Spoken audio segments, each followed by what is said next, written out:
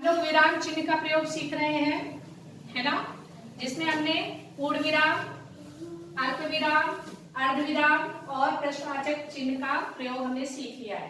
आज हम लोग सीखने जा रहे हैं विस्मय सूचक चिन्ह। विस्मय सूचक चिन्ह का प्रयोग हम तब करते हैं जब हमारे वाक्यों में, हमारी बातों में कुछ भावनाएं, कुछ उद्गार व्यक्त हो रहा हो, जैसे हर्ष हो, बहुत खुशी, आश्चर्य, दुख, घृणा, ये सब भावनाएं जब हमारे शब्दों में, हमारी बातों में आ रही हो, ये सब भावनाएं हमारे वाक्यों में आ रहा हो, तो हम विस्मय सूचक चिन्ह का प्रयोग करते हैं। ठीक है अर्जुन, समझ में आ रहा है? विस्मय सूचक चिन्ह का प्रयोग कब करेंगे? जब हमारी बात में हर्ष आ रहा हो, कोई खुशी की बात हमको प्रदर्शित करनी हो या बतानी हो, हमारी भावना उससे व्यक्त हो रही हो, जिसमें हर्ष हो। शोक हो, शोक मतलब दुख, घृणा, आश्चर्य, प्रशंसा, किसी की बड़ाई करने वाले हो, इन सब भावनाओं को अगर हम व्यक्त करने वाले हैं अपनी बातों में, तो हम प्रयोग करेंगे किस चिन्ह का? कौन से? विस्मय सूचक चिन्ह का प्रयोग हम करेंगे। Very good. तो जैसे देखो, हम कुछ वाक्य बताते हैं, जैसे छी, यहाँ कितनी गंदगी है, वाह, तुम प्रथम का स्थान प्राप्त कर ली, बहुत बढ़िया, क्या वो इतनी ऊंचाई से गिर गया है, वो इतनी ऊंचाई से कूद गया, हाय, मैं तो कहीं की नहीं रही, मेरा सब बर्बाद हो गया। ये क्या है? दुख बता रहा है ना? वाह, मुझे इतनी सारी चीजें मिली, इतने सारे गिफ्ट मिले, ये सब क्या है? खुशी, प्रशंसा, क्या बात, प्रथम स्थान प्राप्त किए हो, अच्छी ना, क्या बात, वाह, ये सब क्या है? कुछ उद्गार है, कुछ भावनाएं हैं, है ना? जैसे देखो छी।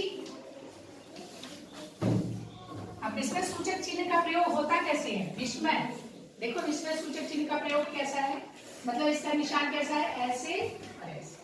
ठीक है, ठीक है। विस्मय सूचक चिन्ह छी, यहाँ कितनी गंदगी है, यहाँ कितनी गंदगी है, छी, यहाँ कितनी गंदगी है। ठीक, अगला, तो छी, यहाँ कितनी गंदगी है, ये किस चीज को बता रहा है? ये घृणा को बता रहा है, ओहो, अच्छी चीज नहीं है ना? वाह, आरजू प्रथम स्थान प्राप्त की, वाह, बड़ाई हो रही ना, वाह, आरजू विद्यालय में प्रथम आई, वाह, हम मैच जीत गए, वाह, हम मैच जीत गए। ये क्या है? प्रशंसा है, बड़ाई है, जब हम किसी की बड़ाई कर रहे हैं, प्रशंसा कर रहे हैं, है ना आयुष? बड़ाई हो रही है, प्रशंसा हो रही है। अगला उदाहरण देखो, उदाहरण के माध्यम से ये समझ सकते हैं।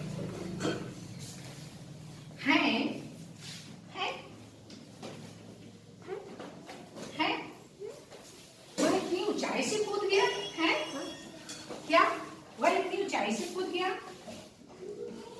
वह इतनी ऊंचाई से कूद गया, ये क्या है? आश्चर्य बता रहे ना, है, वह इतनी ऊंचाई से कूद गया। आप भी कोई वाक्य बना सकते हैं, आश्चर्य,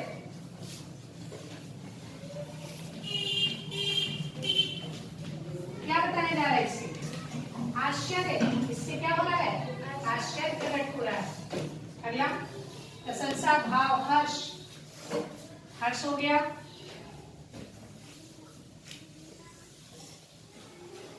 घृणा, शोक, हर्ष, शोक, हाय, मैं बर्बाद हो गई, हाय, मैं कहीं की नहीं रही, हाय, क्या हो गई? मैं बर्बाद हो गई। मैं बर्बाद हो गई। ये क्या बता रहा है? मैं बर्बाद हो गई। हाय हाय क्या कर रहा है? दुख बता रहा है। क्या बता रहा है? दुख दुख दुख। इससे हमें दुख का पता चल रहा है। हाय मैं बर्बाद हो गई। वाह वाह क्या बात है। ये क्या है?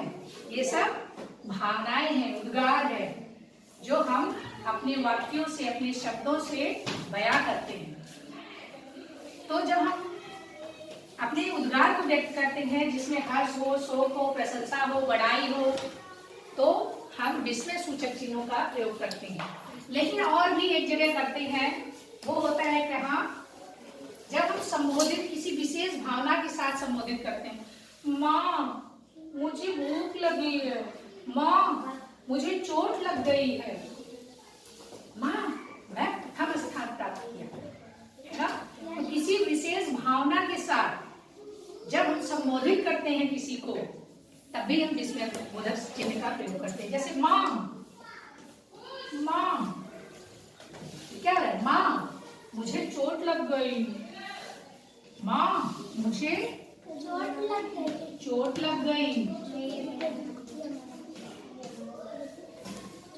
बेटा यहाँ आओ, बेटा यहाँ आओ। प्रेम करुणा को प्रदर्शित कर रहे हैं ना।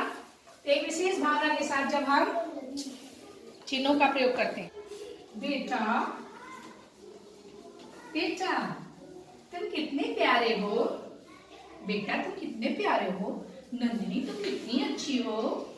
ये क्या है? एक विशेष भावना के साथ हम किसी को संबोधित कर रहे हैं, है ना? बेटा तुम कितने प्यारे हो। माँ तुम कितनी अच्छी हो।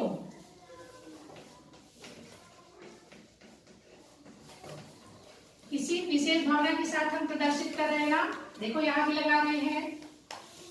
और जब हमारी बातों में भावनाएं हो, उद्गार हो, शोक हो, हर्ष हो, घृणा हो, इनका बोध हो रहा हो, तो हम विस्मय सूचक चिन्ह का प्रयोग करते हैं। माँ तुम कितनी अच्छी हो। किसको हम संबोधित कर रहे हैं? किसको हम बता रहे हैं? माँ को। एक विशेष भावना के साथ ना माँ को बता रहे हैं प्रेम से, माँ तुम कितनी अच्छी हो। तो अगर इस तरह से होता है, इस तरह के वाक्य आते हैं, तो हम विस्मय सूचक चिन्ह का प्रयोग करते हैं।